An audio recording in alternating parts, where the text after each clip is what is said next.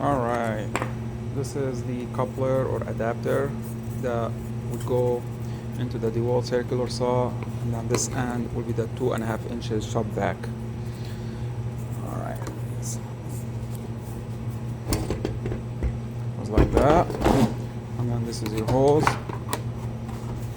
It goes nice and tight. That's it. So I made 3 different versions of this coupler. So this is version 1.